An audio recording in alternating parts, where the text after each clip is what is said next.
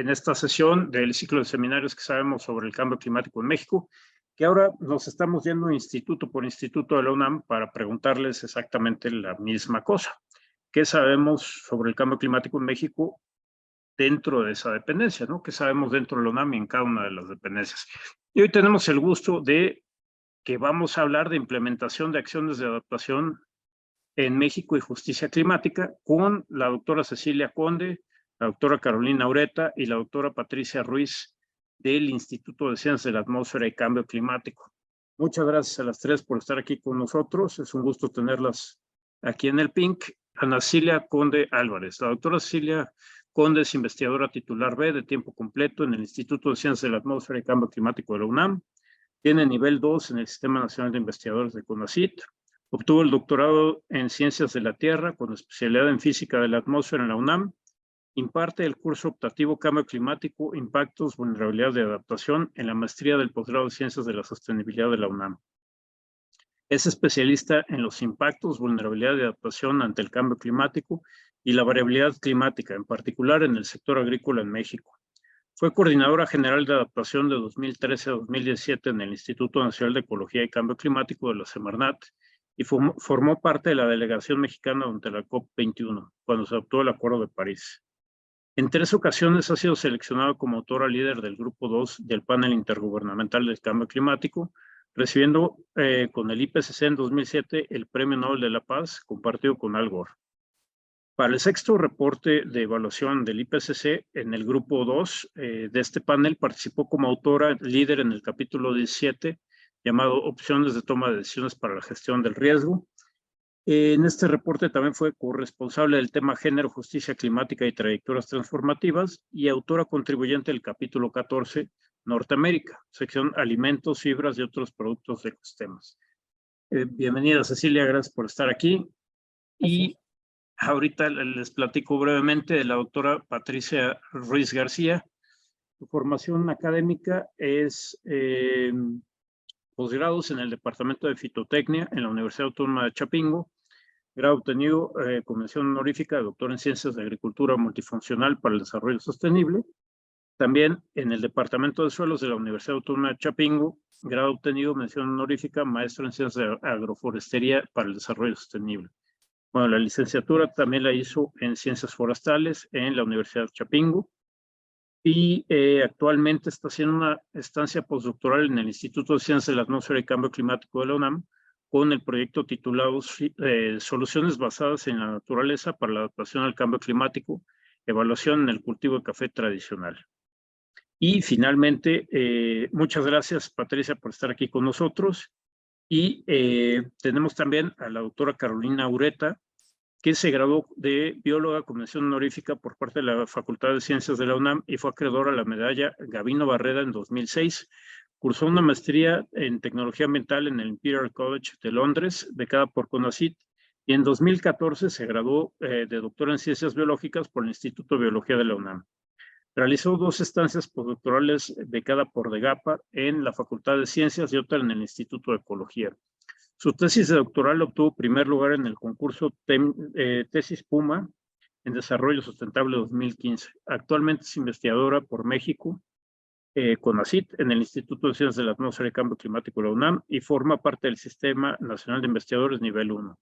Es maestra y tutora acreditada de los posgrados Ciencias de la Tierra, Ciencias Biológicas, Ciencias de la Sostenibilidad. Es titular de la materia Talleres de Comunicación Escrito y Verbal del Trabajo Científico, impartida en los posgrados de Ciencias Biológicas y Ciencias de la Tierra.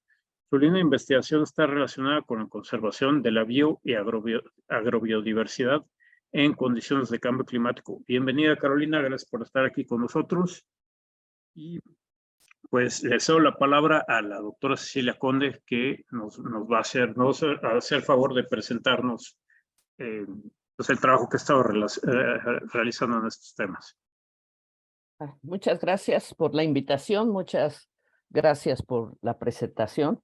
Somos 3 investigadoras del Grupo de Cambio Climático y Radiación Solar del Instituto y esperamos realmente que esta plática les sea muy motivante, que les despierte interés y ganas de actuar con respecto a cambio climático.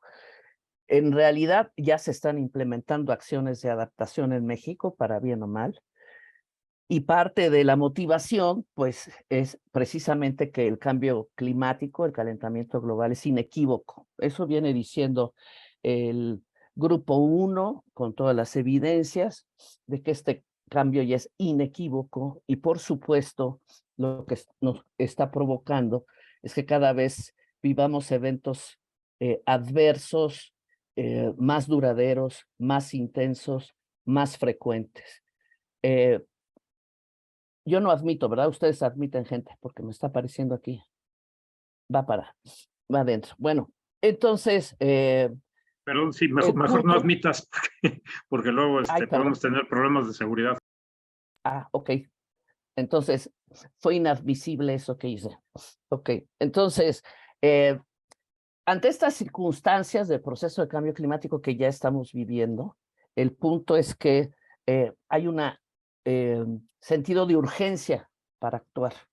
Y como dice el grupo 2, una de sus mensajes clave, hay una ventana de oportunidad para actuar. Claro, podemos no actuar o retrasar nuestra acción, pero eso va a ser muy costoso, no solo en términos económicos, sino también sociales. O sea, puede aumentar la brecha de desigualdad, que lo vimos en la pandemia. Los ricos se hicieron más ricos y los pobres más pobres. Entonces, ante crisis, si no actuamos también viendo este problema de injusticia y desigualdad, tendremos cada vez más vulnerables, más afectados por el cambio climático. Entonces vamos a describir dos ejemplos, uno que encabeza la doctora Carolina Ureta y el otro la doctora Patricia Ruiz.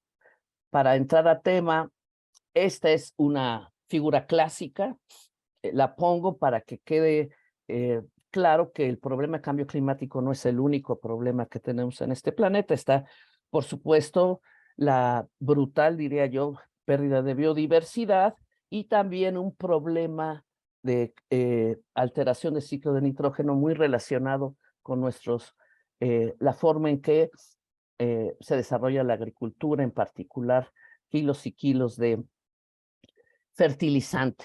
Este es un trabajo del 2009.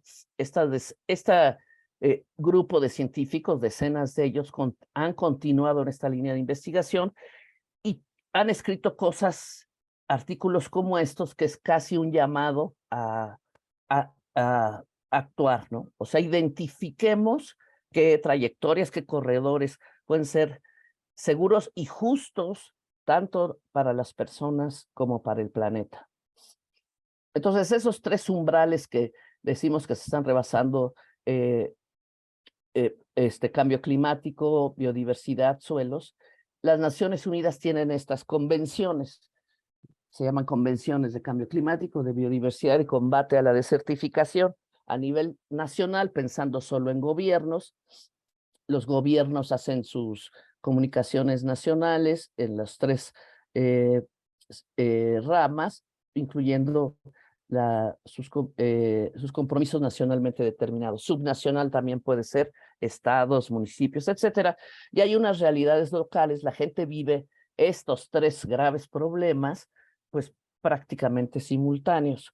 Hay que decir que no solo son los gobiernos los que actúan, están las comunidades locales, están los jóvenes, las mujeres, los pueblos originarios, que se organizan a diferentes niveles. Bueno, en cuanto a urgencia, el IPCC reconoció que había una urgencia antes de esperar 4, en este caso 5 años por la pandemia, para que hubiera un sexto reporte. Se hicieron reportes especiales, uno de qué pasaría con 1.5, otro qué le pasaría a los suelos y a los océanos y la criosfera. También hay otras agendas, la 2030 con los Objetivos de Desarrollo Sostenible, el mismo Acuerdo de París y el marco de Sendai para la reducción de riesgo a desastres. Esta relación entre los Objetivos de Desarrollo Sostenible y cambio climático, vean la plática que dio el doctor Gay el jueves pasado, muy interesante, es complejo, o sea, no se trata solo de que juntémonos y vamos a ver qué hacemos, realmente es un problema que requiere, como él decía, pensar fuera de la caja. Porque ante graves problemas hay que decir también que se crean estructuras, digamos, de poder. Entonces, si yo hago biodiversidad, que no se metan los de cambio climático y que no se metan los de suelo, particularmente del manejo de los recursos financieros, ¿no? Entonces, ese es el tipo de ciencia que nos llamaría a pensar más en una justicia climática. En términos del calentamiento global es un problema ético y político, no solo es un problema ambiental, y entonces tenemos que hacer esta relación, fortalecer ciencia política, política otra vez no solo los gobiernos, sino también las organizaciones de la sociedad, que ya mencioné, en el contexto de justicia climática. Tenemos que ver en el transcurso de aplicar acciones, de implementar acciones, la igualdad, los derechos humanos, los colectivos, y sí necesitamos fortalecer las interacciones entre los que estudiamos cambio climático, biodiversidad, pérdida de fertilidad de suelos, y nos urge incorporar a científicos sociales. Esta visión positivista de que por un lado están las ciencias naturales y por otro las ciencias sociales, no sirve para enfrentar, o sirve muy poco, diré, me corregiré, sirve muy poco para enfrentar los problemas complejos que se nos están presentando y que quisiéramos intervenir para resolver ellos. Así necesitamos una ciencia que sea políticamente relevante para los que están ya tomando decisiones y que esos que toman decisiones, que están haciendo sus políticas regionales, de grupo, lo que sea, se basen en la mejor ciencia disponible. Esto lo tienen muy claro los jóvenes. En Yongo se llama la Organización de Jóvenes. Hace unas semanas di una plática para los jóvenes mexicanos que van a ir a la siguiente conferencia de las partes. El primer punto que resaltan es queremos justicia climática. Y bueno, con esa visión, el doctor Overpeck y yo escribimos este artículo de Llamamos a la acción climática. También es un término que recuperamos en el capítulo 18 del grupo 2, del sexto reporte del grupo 2. Este es un recuadro en donde estuvimos de todas las regiones y sectores pensando en este tema: género, justicia climática y trayectorias transformativas. Interesantes que los autores contribuyentes eran estudiantes de posgrado, doctorado, etcétera. Si se fijan, son tantos como nosotros, y no solo estudiantes. Por ejemplo, estuvo Emilia Reyes, que tiene una organización de la sociedad civil enfocada a género por parte de México. He de decir que el término de justicia climática fue uno que en las diferentes revisiones que tuvimos, los gobiernos insistían en quitarlo. O sea, decían, no lo pongan, no sé qué, pero afortunadamente lo pudimos dejar. El Acuerdo de París, en esa reunión de la Conferencia de las Partes 2015, se construyó un preámbulo, decisiones y luego el acuerdo propiamente de París. El preámbulo es, yo le llamo come frutas y verduras, porque quedó ahí lo que no hacía compromisos entre los países y por supuesto no tenía financiamiento. Por ejemplo, junto con la madre tierra quedó esto de para algunas culturas la madre tierra y para algunos el concepto de justicia climática es importante. Bueno, para nosotros, para los jóvenes, para las mujeres organizadas es muy importante. También en el preámbulo quedó los derechos humanos. Ese no quedó en ningún articulado, por más que algunas delegaciones de diferentes países lucharon por ello, en particular la de México. Y también quedó igualdad de género, empoderamiento de la mujer y equidad intergeneracional. Para hablar de esta equidad intergeneracional, pueden ver en el resumen que salió este año de los 3 grupos, esta que ilustra que quienes nacimos por ahí de los 50 y ya estamos en los 70 o más, pues estamos viviendo este mundo de 1.1. Los que nacieron por los 80, cuando tengan 70 años, pues estarán viviendo por encima de 2.5, dependiendo de las decisiones y las acciones que tomemos ahora. Y los que nacieron del 2020 en adelante, pues ya estarán en un mundo cercano a los 4 grados centígrados. Por eso es tan importante actuar ahora. En el mismo Acuerdo de París, esto sí quedó en la parte de adaptación. Necesitamos fortalecer conocimiento científico, la investigación, la observación del clima y desarrollar servicios climáticos que incluyan sistemas de alerta temprana. Esta fue posición de la delegación mexicana y sí quedó en el articulado, en el artículo 7, que se refiere a adaptación. También quedó algo similar en el grupo 1, el de bases científicas del último reporte, en este capítulo de información climática para la evaluación regional de impactos y riesgo. Se hizo este recuadro que se llama Servicios Climáticos e Información de Cambio Climático. Con los colegas del grupo 1 estuvimos 2 del grupo 2, el doctor Ben Orloff, que es antropólogo muy buena onda, buenísima onda, y yo que soy algo buena onda. Entonces, después de discutir con los colegas del grupo 1, quedamos que es fundamental para los sistemas de alerta temprana empezar a elaborar lo que llamamos coproducción de conocimiento. Siguiendo la idea de cómo podemos o qué elementos, qué factores tenemos para la implementación, está este grupo que se llama CLARA, Climate Land Ambition and Right Alliance, que lo primero que dice que le faltó a ese reporte especial de 1.5 es considerar que en territorios donde hay comunidades y pueblos indígenas está 1/3 de carbono total almacenado del planeta. Bueno, 293, ese sería el número, pero lo importante es decir que si nosotros seguimos alterando, despojando a las comunidades y los pueblos originarios, digo, además de que es una injusticia y una canallada, lo que estamos haciendo es posiblemente propiciar que esto se dispare a la atmósfera. Y en eso hay que pensar que hay países que tienen esta gran riqueza, una gran riqueza cultural, medido aquí en 60 idiomas, más de 60 idiomas y una gran diversidad biológica. México es de los pocos que cuenta con esas dos. Entonces, en un libro que coordinaron el doctor Sarucán y el doctor Miguel León Portilla, o sea, un pilar en la antropología mexicana. Nosotros podríamos decir cuánto dinero perderíamos si se pierden los 60 o más idiomas. Pues quién sabe cómo le podríamos poner números y pesos, pero lo que sí es cierto es que también en el acuerdo está pérdidas y daños no económicos, y lo que perderíamos en términos de culturales de identidad sería muy grave. Más bien pensemos que estas dos riquezas pueden sustentar la implementación de acciones de adaptación en México. Las tenemos las dos, la cultural y la mega biodiversidad, perdón.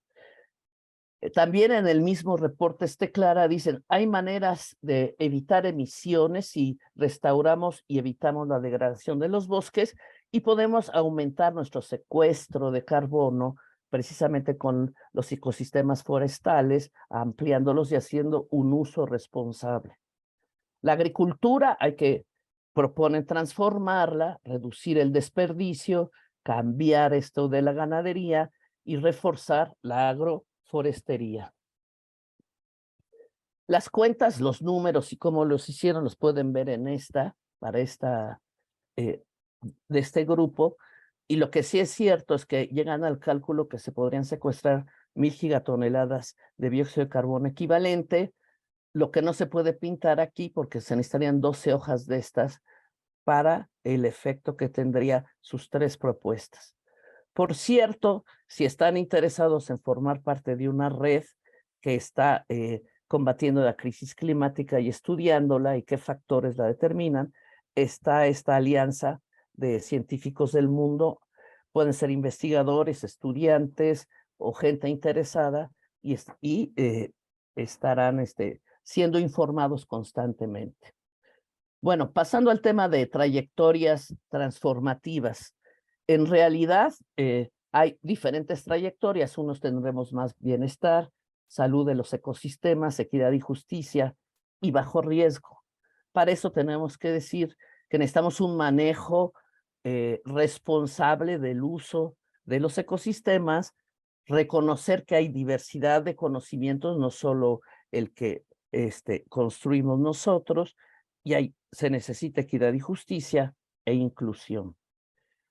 Pasando al tema de México, el reporte del grupo 2 del capítulo de Norteamérica, donde estamos nosotros, Canadá, Estados Unidos, ya está desde 1980 y 2015, nos muestran cuántos grados por década ya estamos, ya se están o ya se han dado.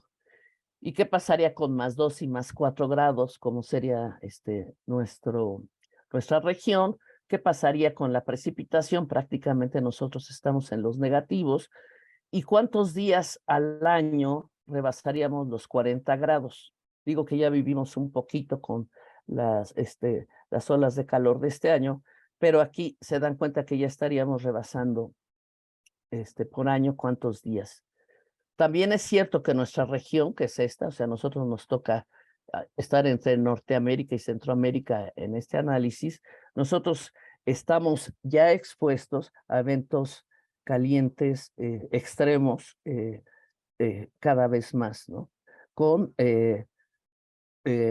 una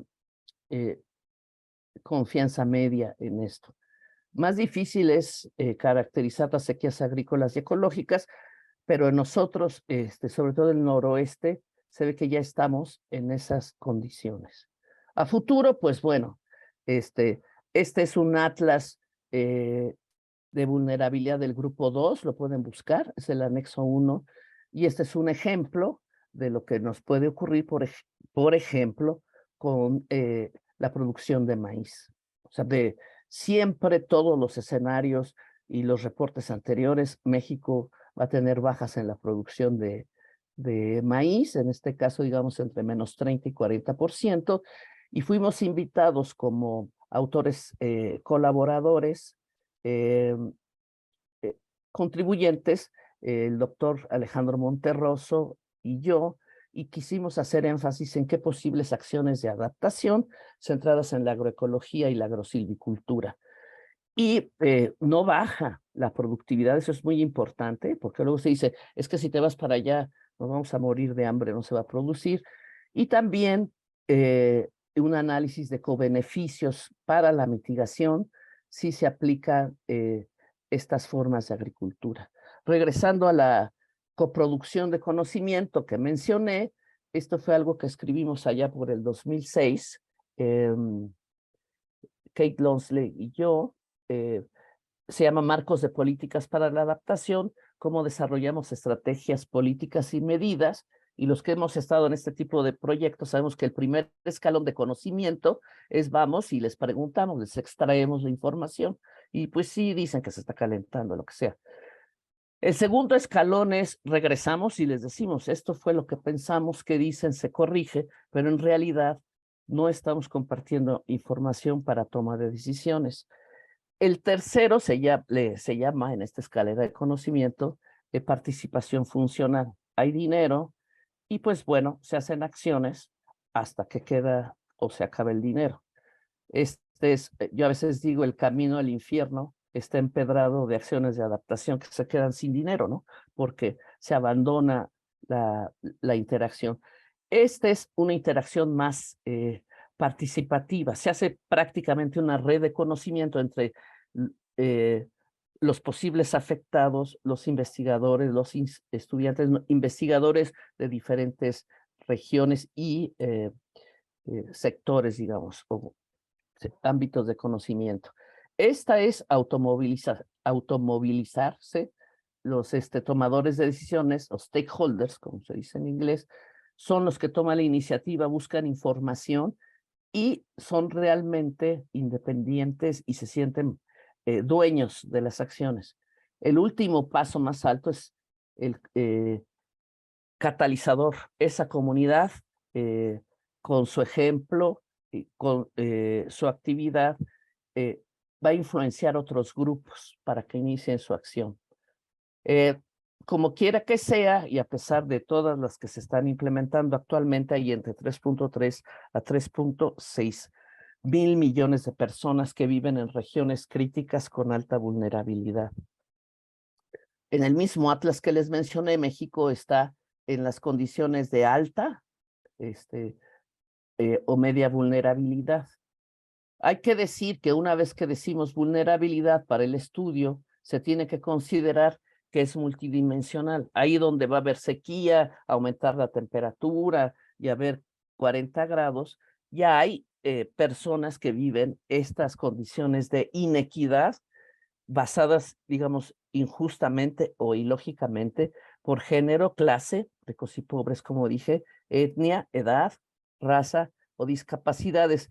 Tienen pocas capacidades y oportunidades ante los eventos que se están viviendo, algunos de ellos, pero la gran mayoría vive en condiciones marginales y entonces están en alto riesgo.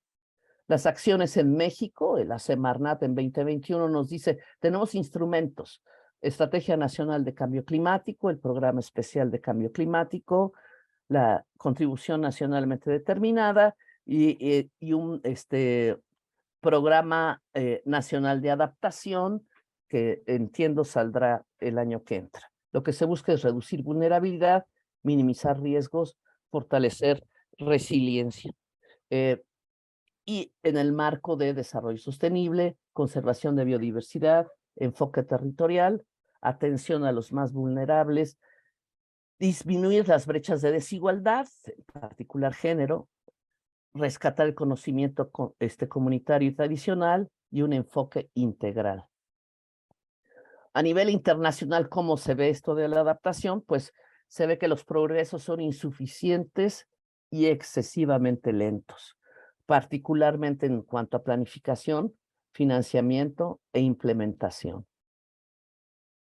A nivel internacional, México tiene planes, estrategias, leyes, etcétera. Lo que dice este reporte del PNUD es que lo que no tienen esos instrumentos es ¿y dónde está el dinero? ¿Verdad? O sea, para hacer eso que se está diciendo, que se está prometiendo. Les recomiendo mucho leer esta tesis de doctorado en donde se analizó los flujos financieros, no solo los internos, sino los que llegan de diferentes agencias internacionales para que hubiera convergencia en la construcción de estrategias de cambio climático y desarrollo sostenible. En esta, afortunadamente ya se nos graduó en el 2022, es del Colegio de la Frontera Norte. En cuanto al NDC, bueno, México en el 2020 estaba en este Climate Tracker, Climate Action Tracker, declarado insuficiente, y para el 2021 altamente insuficiente, transitó. ¿Por qué? Pues porque lo que se señalaba en el NDC implicaría, digamos, que estamos contribuyendo al aumento de 3 a 4 grados, a un mundo con un aumento de temperatura de 3 a 4. Y a lo interno, pues Greenpeace metió un amparo diciendo, no me digas que vas a emitir 14 millones de toneladas más, que no vas a picar tus emisiones, el pico de las emisiones al 2026 y que vas a quitar la meta de reducción del 50% para el 2050. Esto era lo que reclamaba Greenpeace, sin embargo, bueno, pues el amparo se cargó con todo y suspendió el NDC 2020 y dijo que quedaba en 2015. Por supuesto, Greenpeace dijo, oye, no, pues no se trata de eso. Como quiera que sea, el NDC, el último, tiene estos 5 ejes de acción para las personas, agricultura, digamos, ecosistemas, recursos hídricos y patrimonio cultural. Y el enfoque con el que se sugiere abordar estos problemas, adaptación basada en ecosistemas, eso ya estaba, en comunidades, reducción de riesgos, soluciones basadas en la naturaleza es un lenguaje, digamos, emergente, ya estaba antes del sexto reporte del IPCC, pero se retomó, y este es propio de México, enfoque de género y derechos humanos. Desde antes del Acuerdo de París, México ha llevado esta demanda, incluyendo los derechos humanos. Soluciones basadas en la naturaleza pueden eh, revisar este artículo que escribió Patti, que en un momento nos va a hablar sobre las sinergias posibles entre mitigación y adaptación. ¿Qué características, según el INEC, debe tener las acciones que implementemos? Pues ser factibles ayudaría bastante, que fueran creíbles, evaluables, sinérgicas, reversibles, alineadas y presupuestadas, obviamente equitativas. Alineadas es muy importante porque las acciones, según el mismo INEC, que se han tomado por diferentes secretarías de Estado, haciendo instrumentos, coordinando actores y lo que sea, lo que no nos queda muy claro es si están coordinadas. Por ejemplo, la Semarnat con Sectur, sería muy interesante saber si hay alineación, o con SADER, la Secretaría de Agricultura. También, si viéramos dónde se hacen, se implementan acciones de adaptación, pues vemos que el sur-sureste ha habido más acciones. Si quieren ver específicamente a nivel de terreno, grassroots, como le llaman, qué acciones se han hecho, como 30 acciones de adaptación en el Golfo de México, analizamos en esta tesis en la tesis de doctorado de Beatriz del Valle y en este artículo. ¿Qué papel jugaron las organizaciones de la sociedad civil y su interacción con las comunidades regionales? Finalmente diré que es importante hacer estos métodos participativos para la coproducción de conocimiento, porque no sabemos toda la información meteorológica, ni de suelos, ni de biodiversidad. De hecho, por ejemplo, gente de ya mayor puede haber visto variedades o plantas o animales que ya no ven la gente joven, o nuevas variedades de plantas y animales, por ejemplo, también caracterizan sus suelos, etcétera. Esto es una actividad, creo que 2005 o algo así, y esta es muy reciente con productoras de hortalizas en Puebla. Entonces, en síntesis diré que los agricultores, investigadores y estudiantes nos beneficiamos de este proceso de coproducción de conocimiento. Y le dejaría la palabra a la doctora Carolina. Sí, gracias. Gracias por la introducción de Ceci, que dijo muchas cosas que me van a servir a mí en esta ponencia, en la que básicamente voy a hablar de 2 estudios de caso. Y son 2 estudios de caso que son más que nada un diagnóstico de las medidas de adaptación que ya se están llevando a cabo. Y bueno, si ven ahí, pues estoy poniendo maíz. Y pongo maíz porque ambos estudios de caso están relacionados con maíz. Y bueno, el maíz es muy importante para nuestro país. México es centro de origen y diversificación del 15% de las plantas agrícolas.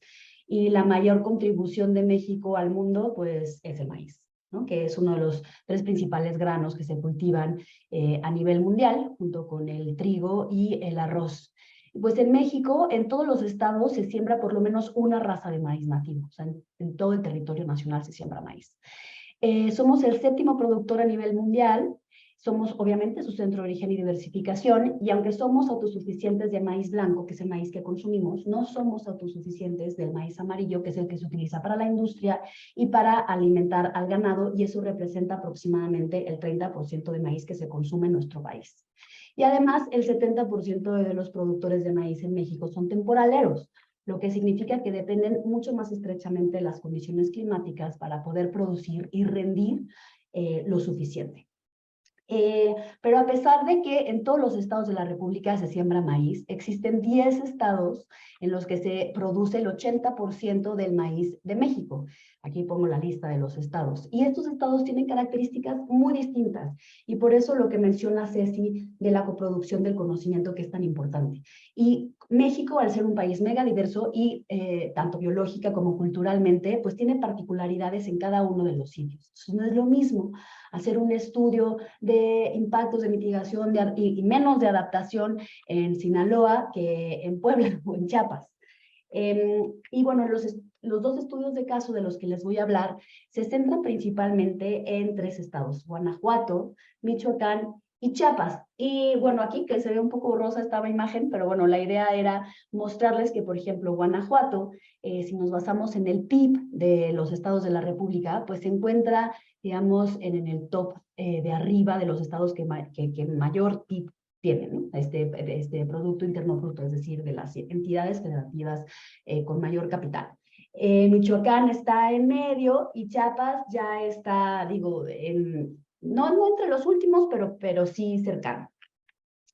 Y si nos vamos a los índices de pobreza, podemos ver que en Guanajuato pues existe alrededor de un 40% de gente en situación de pobreza, mientras que en Michoacán esto alcanza los 45% y en Chiapas se llega hasta el 78% de nivel de pobreza. Entonces, eso significa que no es lo mismo hacer un estudio en Guanajuato que irnos a Chiapas a hacer un estudio, porque el contexto es muy distinto. Incluso con estos números que son muy básicos y muy generales, nos podemos dar una idea de la diferencia que existe en estos estados. Entonces, mientras que en Guanajuato puede haber rendimientos promedio en las áreas de riego de 10 toneladas por hectárea, que eso es muchísimo, o sea, ya competencia internacional es 12, 13, y bueno, en Guanajuato se llega hasta 17, 19, es decir, es una locura. Entonces, tener 10 toneladas por hectárea de rendimiento promedio en riego es mucho. En Chiapas, pues se tiene ni 5 toneladas por hectárea en la zona de riego, ¿no? Entonces, obviamente, hay mucha más tecnificación, agricultura, acceso a riego y demás en Guanajuato que en Chiapas, pero si nos vamos a ver los rendimientos de temporal, que es el punto 3, podemos ver que el rendimiento de temporal promedio es mejor en Chiapas que, por ejemplo, en Guanajuato, aunque el rendimiento promedio de temporal en Michoacán es el mayor de los 3. Entonces, bueno, pues el primer estudio de caso es en el módulo de riego La Piedad. En México en las zonas agrícolas están divididos en distritos de riego, que son diferentes unidades que divide la CONAGUA, la Comisión Nacional del Agua, para poder administrar el riego y llevarlo a las zonas agrícolas. Cada uno de los distritos, como por ejemplo en este caso el distrito 087, está dividido en diferentes módulos. Uno de estos módulos del distrito 087 es el módulo La Piedad, que se encuentra entre Guanajuato y Michoacán. Y bueno, en esta zona en particular, pues tratamos de contestar 2 preguntas de investigación. La primera es cuáles son las medidas de adaptación que están implementando los agricultores de la zona. Y la segunda es si estas medidas de adaptación coincidían con lo que se menciona en la literatura científica sobre adaptación al cambio climático y los instrumentos de política pública. Este proyecto es un proyecto de tesis de maestría, de la maestría de sostenibilidad, de Mónica Toledo García, quien está también en el público, por si acaso tienen una pregunta con mucho más detalle, pues ella no las puede dar. Yo soy su tutora. Y bueno, pues esta es la zona de estudio, se encuentra entre Michoacán y Guanajuato, como bien les decía, y para contestar las preguntas de investigación, bueno, por un lado, hicimos entrevistas, bueno, se realizaron entrevistas a 30 productores y productoras de maíz en 12 comunidades. Queríamos tener representatividad y por lo tanto lo que hicimos fue dividir el tamaño de las parcelas que se sabía que existen ahí en deciles y seleccionar 3 parcelas por decil de manera aleatoria para tener pues grandes productores, medianos productores, pequeños productores, productores de riego y productores de temporal, porque en esa zona conviven de todo tipo de productores. Para tener también poder de entrevistar mujeres productoras y pues evitar las zonas de mayor riesgo. Entonces esa fue la forma en la que seleccionamos las zonas en donde se iba a realizar las encuestas. Y posteriormente se hizo una revisión de la literatura científica y de los instrumentos de política pública estatal y federal. Entonces, bueno, las características de las personas entrevistadas es que la mayoría de esa zona son de riego, 53%, pero el 30% aproximadamente solamente siembran de temporal, y aunque sea un módulo de riego, y el 18% tienen riego y temporal. Los de temporal son porque de plano están tan alejadas sus tierras que no tienen acceso a la infraestructura para que les llegue el riego a sus tierras. Se entrevistaron 19 hombres y 11 mujeres. Y bueno, pues de estas mujeres entrevistadas, al menos la mitad sí percibe que existe discriminación por su condición de género. Y bueno, una de las discriminaciones más importantes es que ninguna de ellas es propietaria de la tierra, aunque ya no existan varones de la familia ahí, ya sea por migración, principalmente por migración, pero, o que sean viudas, etcétera. Pero casi todas las tierras, los propietarios son varones. En cuanto a edades, pues hubo una vasta diversidad de edades de 26 a 90 años. Y se detectó que las personas arriba de 50 años, digamos, son las que están menos abiertas a cambiar de prácticas. Pero los más jóvenes sí están mucho más abiertos a cambiar de prácticas. Y que prácticamente todas las personas entrevistadas reconocen que han habido cambios que ya son completamente en el clima. Por lo que es bastante más impredecible el conocer en qué momento se debe de sembrar, y que no tienen acceso a la información meteorológica, ni tampoco alertas tempranas a los eventos meteorológicos extremos, ni antes ni durante los ciclos de siembra. Y bueno, preguntando en este sentido sobre los eventos meteorológicos extremos y de si se acordaban de cuáles habían sido y cuándo más o menos, también se pudo identificar que la mayoría de estos eventos extremos de la zona están más relacionados con el fenómeno La Niña que con el niño, por lo que sería fácil poder avisar cuando sea año niña, por ejemplo, en esta zona, para alertar a estas personas y que puedan tomar las medidas correspondientes para amortiguar o minorizar los impactos negativos.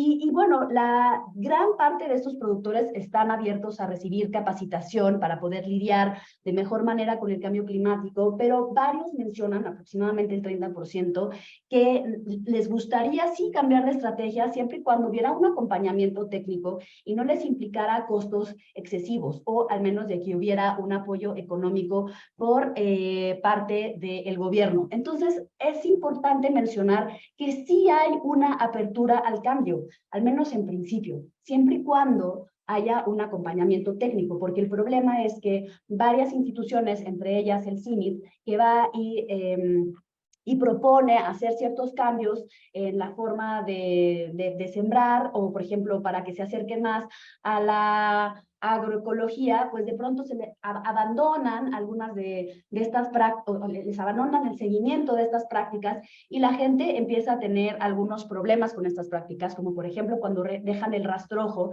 y lo entierran en el suelo para mantener la humedad, luego empiezan a tener problemas con las plagas y no saben cómo lidiar con eso. Entonces, pues resulta que se desmotiven. Entonces, bueno, existen varias prácticas que aquí Moni muy bien las resumió en cuanto a qué hacen los agricultores que son de riego, que son de temporal, cuáles son algunas de estas prácticas, medidas de adaptación que coinciden entre ambas formas de producir. Entonces, bueno, pues entre ellas está el riego de auxilio, por ejemplo, para riego, ¿no? Pero luego resulta que pues les es costoso. También está el cambio, por ejemplo, de tipo de variedad a ciclo corto, pero bueno, las variedades de ciclo corto pues rinden menos.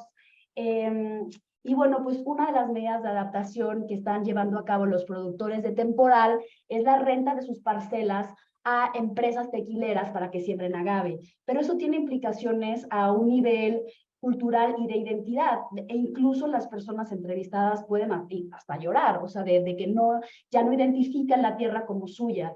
Y pues nos muestra cómo existe este vínculo tan estrecho entre la siembra de maíz, la cultura y la identidad de las personas de esta zona, ¿no?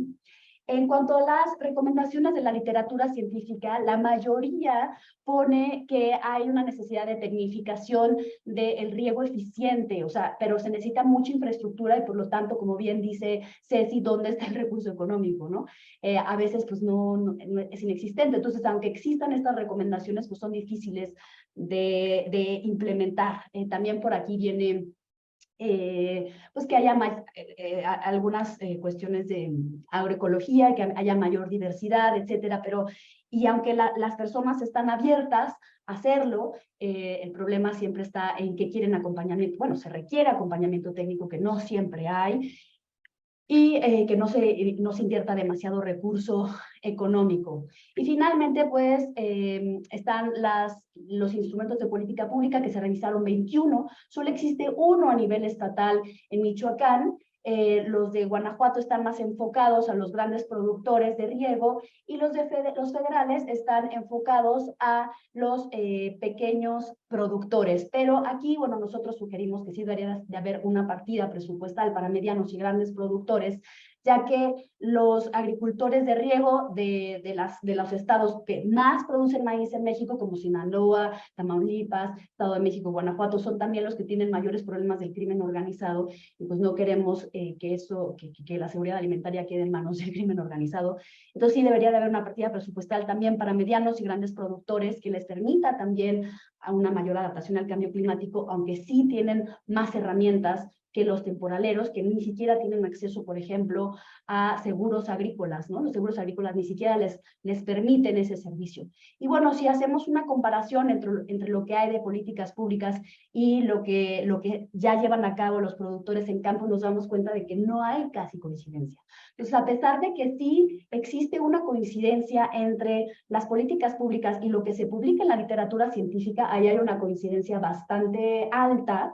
No existe esta coincidencia de lo que se promueve en la política pública y lo que se lleva a cabo en campo. Es decir, una vez más, lo que Ceci nos dijo desde un principio, lo que hace falta es la implementación. Y bueno, este segundo ejemplo que nos va a permitir darle la introducción a Patti sobre la importancia de la naturaleza como una solución para la adaptación, aquí nos fuimos a Chiapas y tratamos de contestar dos preguntas de investigación. La primera es cuál es la percepción de las personas sobre los murciélagos, y la segunda es qué harían los productores de maíz en Chiapas si tuvieran que invertir más para el manejo de plagas por condiciones de cambio climático. Y es que existen muchos servicios ecosistémicos, como el que nos proveen los murciélagos insectívoros, que es el control de plagas, que no están bien reconocidos socialmente, y por lo tanto, si los perdemos, puede aumentar el riesgo ante condiciones de cambio climático. Entonces, bueno, pues en este estudio se hizo una valoración económica de este servicio ecosistémico a través de una herramienta que se llama de costos evitados, de qué pasaría si ya no contáramos con ese servicio ecosistémico y cuánto le costaría a los productores. Fuimos a hacer entrevistas a campo a toda la parte norte de Chiapas, en donde hay mucha diversidad de maíz y mucha diversidad de murciélagos insectívoros. Y bueno, se realizaron 53 entrevistas también, abarcando varones productores y mujeres productoras, y abarcando una enorme diversidad, ya que en Chiapas existe una enorme diversidad también étnica. Entonces se entrevistaron tzetzales, mestizos, tzotziles, choles, y también pudimos hacer una comparativa entre las diferentes etnias y su percepción hacia los murciélagos y su servicio ecosistémico. Y bueno, lo que nos pudieron decir en general es que a pesar de que con el modelado, hicimos un modelado para ver qué tanto se veían afectados los murciélagos insectívoros, no hubo reducciones importantes en escenarios de cambio climático. Las personas en campo sí nos señalan que ha habido disminuciones en las poblaciones en el campo. Y además se puede ver que ha habido una disminución en el conocimiento tradicional sobre la importancia de estas especies en campo. Bueno, la migración lo que ha ocasionado es que una reducción del conocimiento tradicional. Los jóvenes ya no identifican a los murciélagos como importantes para el control biológico de plagas, pero ha aumentado, la migración ha aumentado la participación de las mujeres. Entonces, bueno, pues tiene sus pros y tiene sus contras. Pero en cuanto a los contras, pues existe una reducción del conocimiento tradicional y eso implica que los jóvenes pues utilizan mucho más pesticidas sin realmente un conocimiento de su uso y no conocen la importancia del servicio ecosistémico del control de plagas, por lo que en lugar de que sean un factor que pudiera ayudar a conservar a los murciélagos controladores de plagas, puede ser un factor que aumente el riesgo de los murciélagos insectívoros. Y una de las, también de las barreras que encontramos es una barrera del lenguaje, porque realmente gran parte de la información que se da sobre los murciélagos controladores de plagas está en castellano. Entonces, las personas agricultoras que no tienen el castellano, se ve en las entrevistas que son las que menos saben sobre este servicio ecosistémico tan importante. Y bueno, los agricultores señalan que si tuvieran que invertir dinero para comprar pesticidas, en caso de que, pues, por ejemplo, perdiéramos el servicio ecosistémico, pues el 24%, que pues fueron la mayoría de los que contestaron, dejarían de plantar maíz. ¿Y qué harían los agricultores si tuvieran que dejar de plantar maíz? Pues unos dicen que pues plantarían otra cosa, alguna otra planta, pero otros, la segunda respuesta más importante dice que pues no tendrían que comer, ¿no? Entonces, bueno, pues ahí la gravedad y la vulnerabilidad. Entonces, en conclusiones, los impactos del cambio climático en la agricultura pueden ser directos e indirectos. Lo más evaluado es a nivel producción y rendimiento, pero tiene incluso afectaciones a un nivel cultural, como lo estamos viendo. Las medidas y estrategias de adaptación deben tomar en cuenta la complejidad de cada localidad, como también dice Pierre Ceci Conde, tiene que ser de manera local porque es muy distinto el contexto, y no todas las medidas de adaptación al cambio climático son positivas, como el asunto de rentar las tierras a tequileras, en donde se pierde identidad y cultura para los productores de maíz en Guanajuato. Y ahora le doy la palabra a Patti. Muchas gracias. Muchas gracias, doctora Caro, doctora Ceci. Bueno, voy a compartir mi presentación. Bueno, yo les voy a platicar sobre un estudio de caso que se realizó en la comunidad de Chocamán, Veracruz, en donde, como mencionaba la doctora Ceci, evaluamos las acciones de adaptación basadas en la naturaleza y en el conocimiento tradicional de los productores de café, que es algo similar a lo que acaba de presentar la doctora Caro.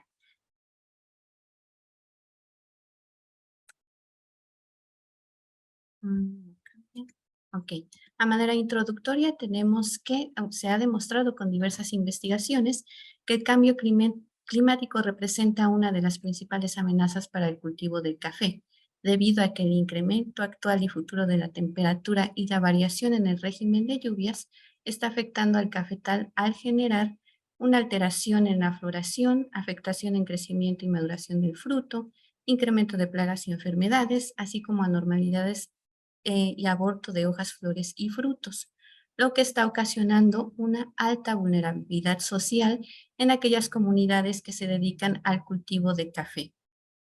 Sin embargo, existen algunas acciones de manejo que están realizando los productores desde hace varias generaciones en las cuales están actualmente ayudando a reducir los impactos negativos que está teniendo el cambio climático en el cultivo del café.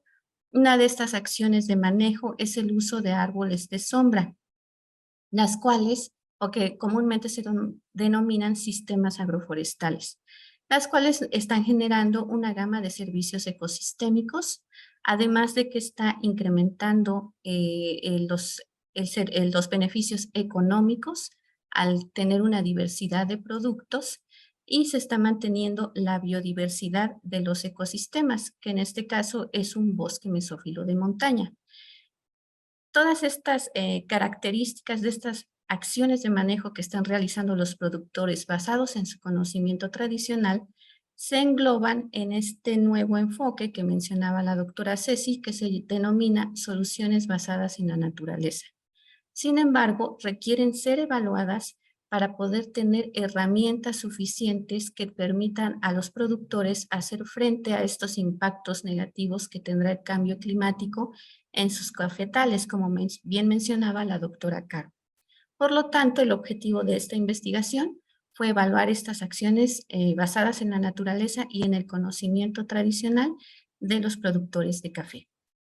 En cuanto al área de estudio, esta se realizó en 25 parcelas cafetaleras que se ubican en el municipio de Chocamán, Veracruz, en donde los pequeños productores están organizados en una cooperativa denominada Catuay Amarillo, que se dedica a la producción de café con alta calidad de exportación.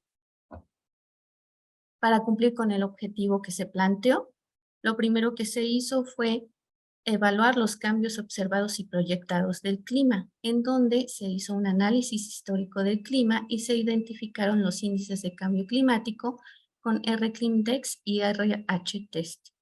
Los cambios proyectados del clima se realizaron con el escenario SSP585 del CEMIP 6, usando los modelos MPI, Hatgen, GFDL y CNRM.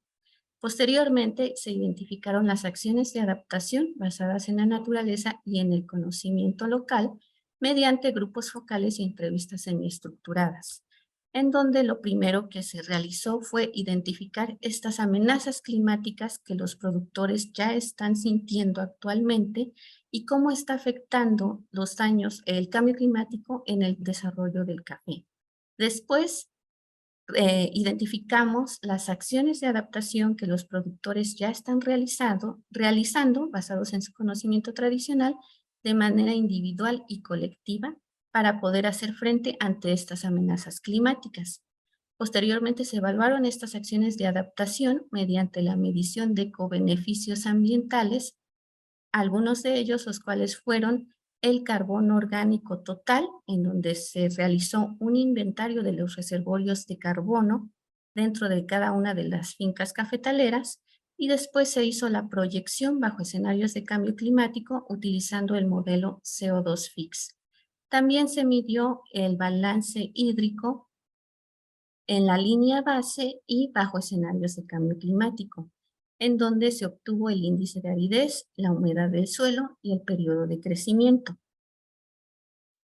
Estas son algunas de las entrevistas semiestructuradas que se realizaron a los productores de café, en donde aquí se incorpora este término de coproducción de cobeneficios que mencionaba la doctora Caro y la doctora Ceci, en donde identificamos las amenazas meteorológicas y climáticas que los productores están sintiendo actualmente, los impactos que ellos están viendo en el desarrollo del café y las acciones que se están realizando de manera individual y colectiva por parte de los productores. En cuanto a los resultados que obtuvimos, sobre los índices del clima observado en cuanto a los índices de cambio climático, se encontró que la precipitación total anual y los días con lluvia mayor a 10 milímetros están aumentando. Sin embargo, está disminuyendo los días muy húmedos y extremadamente húmedos, lo que nos indica que la lluvia se está concentrando en cortos periodos de tiempo y está disminuyendo o está aumentando el periodo de canícula. También se observa que las noches cálidas están aumentando y las temperaturas máximas extremas, lo que nos da a entender que están aumentando las temperaturas. En cuanto al clima proyectado, se encontró que para el año 2061 la temperatura puede aumentar hasta 2.22 grados centígrados más de lo que se tiene actualmente, y para el 2081 puede ser un aumento de hasta 3.67 grados centígrados. Los meses de abril y mayo serán los más cálidos. En cuanto a la precipitación, se espera una disminución de la precipitación de 214 milímetros para el año 2061 y de hasta 387 milímetros para el año 2081. Y es probable que los meses de canícula aumenten y las lluvias se reduzcan aún más en este periodo. En cuanto a las amenazas climáticas que los productores de café están observando, está lo de las canículas, que ellos están observando que cada vez son más prolongadas, y esto se ajusta con lo que nosotros encontramos en gabinete. También observan que hay mayores suradas y olas de calor y un incremento de la temperatura. Esto está afectando o impactando al café debido a que se están incrementando las plagas y enfermedades, principalmente ojo de gallo y antracnosis. También se está viendo estrés hídrico en el cafeto y un aumento de la roya. Otra amenaza climática que los productores han detectado es una precipitación irregular, lo que ha incrementado el desarrollo, la proliferación de la broca.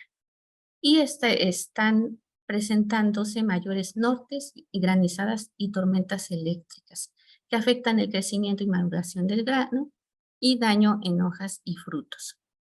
Las estrategias de adaptación que están realizando los productores basados en su conocimiento tradicional para hacer frente ante estas amenazas climáticas es el uso de sombra para el café, que desde hace ya varias generaciones lo han venido realizando, pero que actualmente están viendo beneficios debido a que se están reduciendo los impactos ante las canículas y el periodo irregular de lluvias.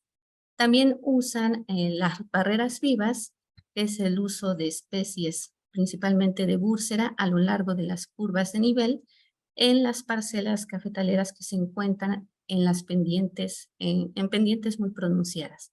Esto evita que al momento de que hay lluvias torrenciales, disminuye la escorrentía o el arrastre del suelo hacia las partes planas.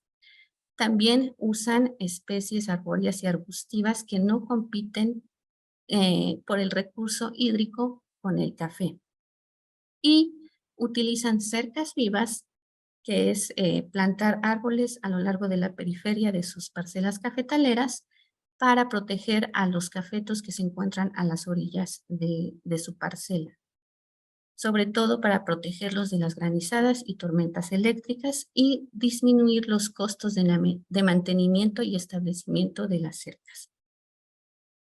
En cuanto a los resultados de la simulación del carbono orgánico en la biomasa aérea y suelo, se encontró que estas fincas cafetaleras pueden almacenar hasta 129 toneladas de carbono por hectárea al año. Y en la proyección, este carbono se mantiene a través del tiempo. Sin embargo, bajo escenarios de cambio climático, va a existir una disminución de aproximadamente 5 toneladas por hectárea. Pero si se mantiene el estrato arbóreo, se puede mantener con una ligera disminución, pero se mantiene. Sin embargo, si nosotros quitamos los árboles de sombra, el café por sí mismo no puede mantener el carbono orgánico en el suelo. Este va a disminuir de una manera muy drástica a través del tiempo y se va a perder la fertilidad del suelo, llegando a tal vez una degradación del mismo. En cuanto al balance hídrico, encontramos que en los meses bajo cambio climático, los meses de humedad van a disminuir de manera importante y con el modelo MPI van a aumentar los meses secos. En cuanto a la humedad del suelo, esta va a disminuir de manera importante a partir de o en los meses de noviembre hasta marzo, en todos los escenarios de cambio climático. Y el periodo de crecimiento también tendrá una disminución importante de hasta 49 días. Sin embargo, si nosotros mantenemos los árboles de sombra, como es lo que están realizando actualmente los productores, se crea un efecto en donde las raíces de los árboles son como una bomba de agua, en donde extraen la humedad del suelo de profundidades mayores de 80 centímetros y la pueden almacenar o la pueden dejar disponible a profundidades de 10 a 20 centímetros, que es donde se encuentran las raíces de los cafetos. Entonces los cafetos se pueden ver beneficiados de esta humedad que extraen los árboles de profundidades más altas, más grandes.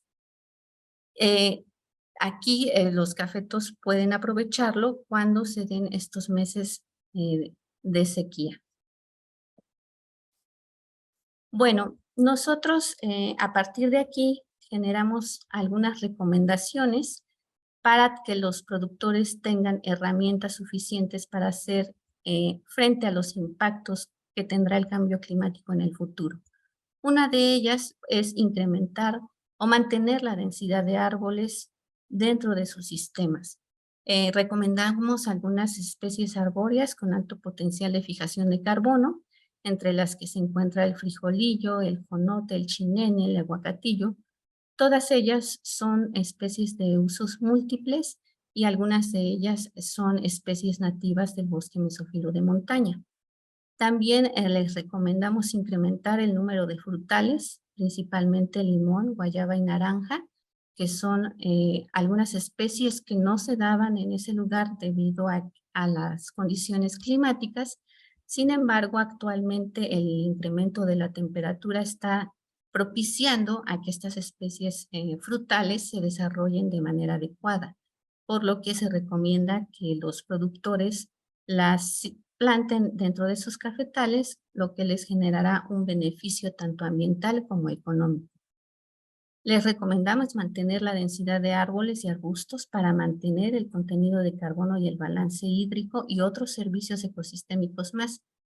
Y realizar manejos agronómicos al suelo, principalmente en temporada de otoño e invierno, para reducir emisiones de CO2 a la atmósfera. Asimismo, les recomendamos mantener la sombra del cafetal entre un 40 a 60%, tener un manejo integrado de nutrientes, aplicar abonos foliares durante los periodos de sequía y, en caso de ser necesario, aplicar materia orgánica, así como continuar con el establecimiento de barreras y cercas vivas, sobre todo en aquellas parcelas donde no se tienen establecidas estas prácticas, para evitar la pérdida del suelo tras las lluvias torrenciales que se están presentando actualmente y que se espera continúen en el futuro. Y es importante tener obras de retención de agua de lluvia para hacer frente a estos meses de sequía. Y es importante que se busquen políticas, leyes y programas que apoyen a este tipo de estrategias. Ya no nos dio tiempo de realizar esta parte o revisar esta parte política, pero es importante que se retome en futuras investigaciones. A manera de conclusión, tenemos que los fenómenos meteorológicos y el cambio climático pues representan una amenaza para el cultivo del café en el centro de Veracruz. Eso es indiscutible.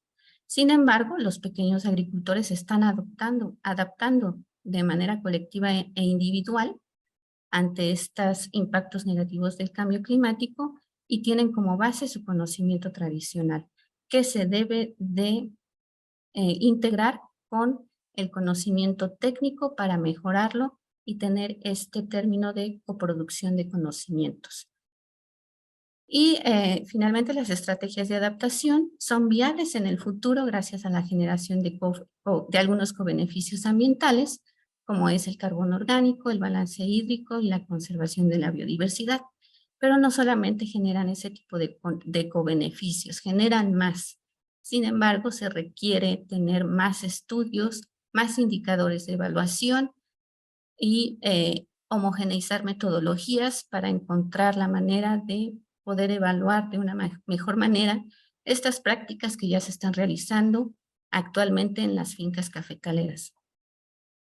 Bueno, si quieren profundizar más sobre el tema, este trabajo se publicó en la revista Climate y hay más detalles sobre este trabajo. Pues eso sería todo. Muchas gracias. Muchísimas gracias, Patti. Muchísimas gracias, Carolina, y muchísimas gracias, Cecilia. Estamos un poco pasados con el tiempo, pero hay dos preguntas que tenemos aquí en el chat que me gustaría compartir con ustedes. Y pues si quieren damos una vuelta con ustedes para dar respuesta a estas preguntas.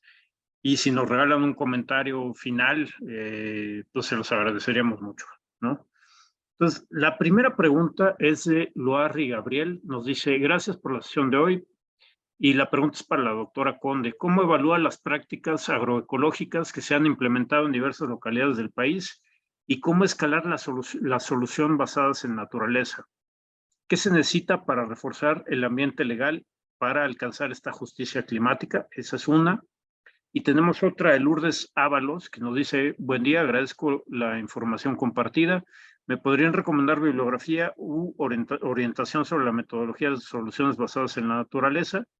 Mi familia siembra maíz de temporal en Jalisco y ya hemos sentido los efectos por cambios en la temperatura, lluvia irregular, entre otros. Saludos. Sí, gracias por las preguntas. Yo diría en el primer caso que soluciones basadas en la naturaleza, como bien Patti dice y es nuestra experta en el tema, se refiere a cuando hagas acciones de adaptación, fíjate en este marco de justicia climática, o sea, si no estás propiciando ganadores, unos ganadores y la mayoría perdedores, o los estás abandonando después de que se implementen algunas acciones y bueno, ya se acabó el presupuesto y nos vamos. Pero un factor muy importante es observar en acciones de adaptación si también estás mitigando, como bien acaba de exponer Patti. Al revés, también es muy importante. Hay acciones de mitigación que no contemplan ni justicia climática ni si se está reforzando mitigación. En cuanto a los estudios y bibliografía, creo que Patti al final dio una, pero si recuperan la presentación van a encontrar, creo que todas tratamos de poner referentes y referencias interesantes. Algo que yo concluiría, bueno, no concluyo ahora, paso la palabra a mis colegas. Si quieren abordar las preguntas que vayan saliendo por ahí, también se vale. Bueno, a mí lo que me gustaría destacar, que igual y no lo dejé tan claro, pero es que existen adaptaciones que no son buenas adaptaciones. Existen malas adaptaciones al cambio climático que hay que tratar de evitar. Y estas tienen que ver con que aunque puedan ayudar a minorar los impactos del cambio climático, igual implican perjuicios en la actualidad en otros sentidos, como lo que les comentaba de la renta de las parcelas atequileras, en donde se pierde identidad y la gente expresa sentimientos de tristeza por ver a sus parcelas y sentir que las tierras ya no son suyas. O por ejemplo en el caso de Guanajuato, en donde pues, una de las de lo que siempre se está promoviendo desde la literatura científica es que se aumente la agrobiodiversidad, porque pues es una forma de mantener la resiliencia, porque la diversidad es la base de la selección natural. Entonces en un mundo cambiante pues es lo que te permite que haya evolución en el campo in situ. Pero pues las razas nativas en general pues rinden mucho menos que las razas híbridas, ¿no? Entonces aquí están hablando como de rentabilidad y de que pues sí, a veces los agricultores pues necesitan pues ganar dinero, no nada más mantenerse resilientes, sino que les sea suficiente para poder subsistir y tener ganancias, ¿no? Entonces, en ese caso, para los agricultores de Guanajuato en particular, regresar a las razas nativas no les es tan redituable ni tan rentable, porque rinden mucho menos. Pero en ese caso existen también algunas investigaciones de mejoramiento genético participativo, en donde se buscan cualidades específicas de las razas nativas, se hace un mejoramiento para que estas razas también rindan más y se pueda ver, también pueda verse incrementada la agrobiodiversidad. Entonces, bueno, existen estrategias, sí es difícil implementarlas, sí se necesita ese presupuesto para implementarlas y eso es lo complicado, pero la cuestión es que sí hay proyectos ahí aislados que están implementándolas, pero luego se abandona. Ese es más bien el problema, ¿no? O sea, que haya un acompañamiento y que el presupuesto se piense a mediano plazo para que realmente puedan acompañar a los productores en esta transición. Gracias. Adelante, Patti. Bien, bueno, yo quisiera recalcar que con estos estudios de caso que acabamos de platicar, es evidente que el cambio climático no va a afectar de manera por igual a todas las regiones del país. Entonces se tiene que abordar de manera particular o regional. Sobre lo que comentaban de qué metodologías se pueden utilizar para evaluar las soluciones basadas en la naturaleza, es complicado debido a que actualmente no existen metodologías estandarizadas ni indicadores estandarizados, debido a la misma complejidad que existe del cambio climático y cómo se va a comportar en las diferentes regiones del mundo. pero hay esfuerzos para poder realizar metodologías e indicadores. Por aquí tengo algunas literatura que le puede servir a la compañera que preguntó. Por ejemplo, está Dumitru del 2021, donde hace una evaluación del impacto de soluciones basadas en la naturaleza y proporciona una metodología para poder evaluarlas. También está Boyle en 2021, que hace también una sugerencia de cómo hacer estas metodologías de evaluación. Sin embargo, es un tema muy reciente y pues requiere mayor que nosotros los científicos incorporemos suficientes evidencias metodológicas e indicadores para poder evaluarlas de manera particular. Sí. Gracias. Pues ya estamos como un poquito pasados con el tiempo, pero me quedó la impresión de que, por ejemplo, Cilia quería decir algo de conclusión. Si quieren decir alguna conclusión breve, por favor, adelante. Y yo nada más diría que justicia climática es, como vieron, un término que pega posiblemente en el origen de todos los problemas que tenemos con biodiversidad, cambio climático y pérdida de fertilidad de suelos, porque además de que es un problema científico complejo que requiere no de diferentes disciplinas, es un problema que está en el eje de las injusticias, desigualdades que existen. Entonces, solo diría que hay que estar atentos cuando estamos haciendo este tipo de investigaciones, que vamos a picar algunos, pisar, no picar, porque es muy difícil picar callos, pero pisarlos sí se puede, ¿no? Entonces, solo llamaría a eso, pero es importante que nos movamos en la dirección de que actuemos ya. Eso podría yo decir. Gracias, sí. No sé si Carolina o Pati quieran comentar algo, un comentario final. Rapidísimo y muy en el sentido de lo de Ceci, que cuando se apliquen medidas adaptativas se tengan muy conscientes los grupos vulnerables, como por ejemplo la gente mayor, el género, las mujeres, porque sí, la vulnerabilidad se puede volver multidimensional y hay que tener muy en cuenta eso al momento de aplicar las medidas adaptativas para no reforzar desigualdades. Gracias. Gracias, Caro. Pati, por favor. Y rápidamente, nada más reforzar la idea de que es indispensable que se haga esta coproducción de conocimientos en donde siempre se esté tomando en cuenta el conocimiento tradicional de la mano con el conocimiento técnico, para que se realicen acciones de adaptación acordes con la realidad y con las necesidades de los productores. Eso sería todo. Gracias. Muchas gracias. Muchísimas gracias, Cecilia, Carolina y Pati, por compartir con nosotros sus estudios y su conocimiento. Y pues bueno, a mí no me queda más que invitarlos a la siguiente sesión que vamos a tener el jueves que viene. Y vamos a tener al doctor Benjamín Martínez, también del Instituto de Ciencias de la Atmósfera y Cambio Climático, y que nos va a platicar sobre la respuesta observada del océano mundial al calentamiento planetario. Bueno, pues muchísimas gracias y nos vemos el próximo jueves. Hasta luego.